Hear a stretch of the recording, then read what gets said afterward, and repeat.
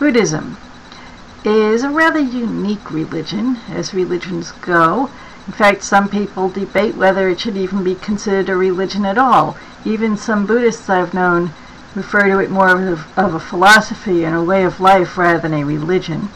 At any rate, it typically is included in the lists of the world's great religions, and our major textbooks on the world's religions all include it.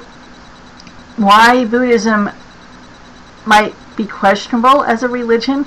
Well, it doesn't focus on a god or gods, and doesn't even believe that in an eternal soul. And my first, the class I took on Buddhism in graduate school, these ideas were presented, and I struggled with them for some time. I even ended up writing a graduate paper for the course on the topic of God, soul, and Buddhism.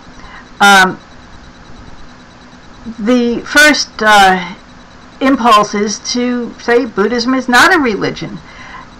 But I like to take a step back and think that maybe Buddhism challenges us to rethink just what religion might be.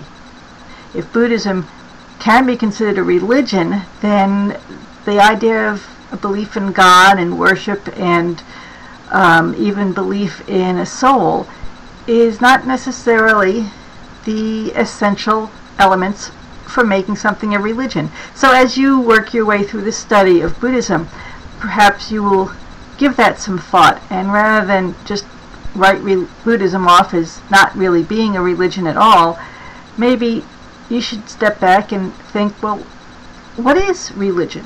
If Buddhism's a religion, then what does that make religion? And how can Buddhism, without any belief in a god or a soul, be considered a religion side by side with all these other religions that do focus on a god or gods and soul and such? In fact, Buddhism does believe in karma and rebirth, even though it doesn't believe in a soul. So there's a lot of puzzling things about Buddhism that may not make sense at first glance, but that challenges us to think a little deeper about just how can we make sense out of all this. So I hope you'll find Buddhism intriguing, and particularly for those who may question the existence of God, here's a spiritual path that just might appeal to you on that point.